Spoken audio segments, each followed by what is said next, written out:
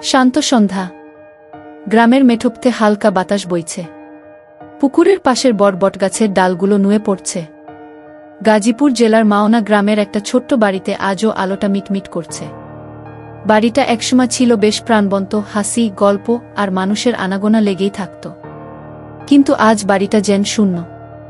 রুমি, গ্রামের সবচেয়ে প্রাণবন্ত মেয়ে, কিছুদিন আগে হঠাৎ করে নিখোঁজ হয়ে গেল। তার বয়স মাত্র ২২ বছর, সদ্য ঢাকা বিশ্ববিদ্যালয় থেকে পড়াশোনা শেষ করে ফিরেছিল সে। তার মা বাবা অনেক স্বপ্ন দেখেছিলেন মেয়েকে নিয়ে। কিন্তু আজ তার বাবা মা শুধু একফালি মোমবাতির আলোতে বসে থাকেন। তারা জানেন না তাদের মেয়েটা কোথায় হারিয়ে গেছে। গ্রামের লোকেরা নানা রকম কথা বলছিল। কেউ বলল ওই পুকুরের পাশে নিশ্চয়ই কিছু হয়েছে, আর কেউ বলছিল বটগাছের নিচে কত ঘটনা ঘটেছে কেউ জানে না। রুমির ছোট বোন সুমাইজা প্রতিদিন সেই পুকুরের ধারে বসে থাকত। পুকুরটা তাদের বাড়ির ঠিক পাশেই।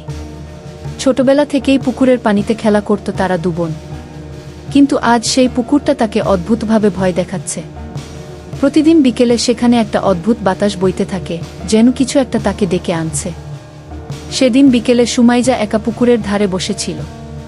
পুকুরের পানি স্থির, কিন্তু যেন তার মধ্যে কিছু লুকিয়ে আছে। হঠাৎ সুমাইয়ার চোখে পড়ল পানির মধ্যে কিছু একটা নড়ছে। তার মন বলছিল কিছু একটা ঠিক নেই। সে একটু এগিয়ে গেল। পানির নিচে কিছুক্ষণ পরে যেন একটা মুখ দেখা দিল।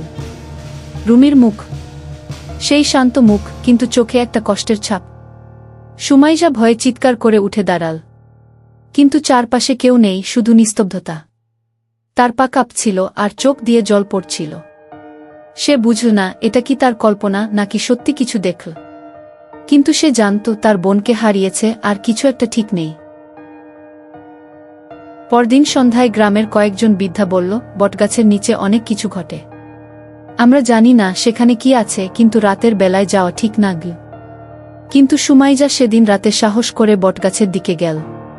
পুকুর থেকে কিছু দূরেই বটগাছটা দাঁড়িয়েছিল, অন্ধকারে তার ডালগুলো মাটির দিকে নেমে এসেছে। সুমাইয়া গাছের কাছে গেল, বাতাসে একটা অদ্ভুত শীতলতা অনুভব করছিল। হঠাৎ সে শুনতে পেল এক মৃদু কণ্ঠস্বর, যেন খুব পরিচিত।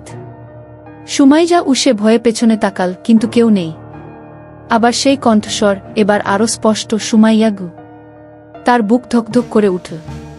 সে এবার নিশ্চিত হল এটা তার বোনের কণ্ঠ। কিন্তু রুমি তো নেই, সে তো মারা গেছে। সুমাইয়া বুঝতে পারছিল না এই কণ্ঠস্বর কি সত্যি নাকি তার নিজের মনের সৃষ্টি। তার পায়ের নিচে মাটি যেন কেঁপে উঠল। গাছের নিচে একটা পুরনো কাপড় পরে থাকতে দেখল সেটি রুমির শাড়ি। কয়েকদিন পর গ্রামে একজন বৃদ্ধ লোক এসে বলল এই পুকুর আর বটগাছের নিচে অদ্ভুত কিছু লুকিয়ে আছে।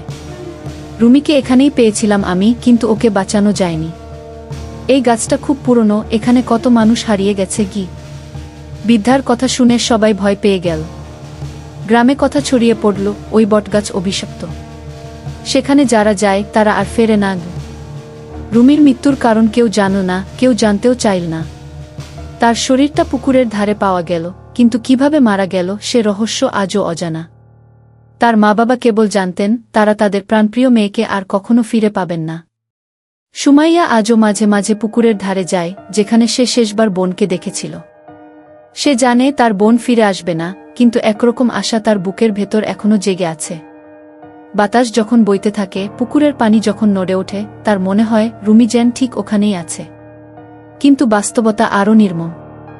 রুমি আর কখনো ফিরবে না। বটগাছের ছায়ায় আর পুকুরের নীরবতায় হারিয়ে গেছে তার জীবনের আলো। এই গল্পটা শুধু এক হারিয়ে যাওয়া মেয়ের নয়, এটা আমাদের সবার পরিচিত কষ্ট। আমরা কখনো কখনো হারিয়ে যাই এমন জায়গায় যেখান থেকে আর ফেরা যায় না, আর আমাদের প্রিয়জনেরা শুধু অপেক্ষা করে। অপেক্ষা যা কখনোই শেষ হয় না। এ ধরনের আরও কাহিনী শুনতে ভিডিওতে লাইক দিন, পেজ ফলো করুন, সাবস্ক্রাইব করুন আর বন্ধুদের কাছে শেয়ার করুন।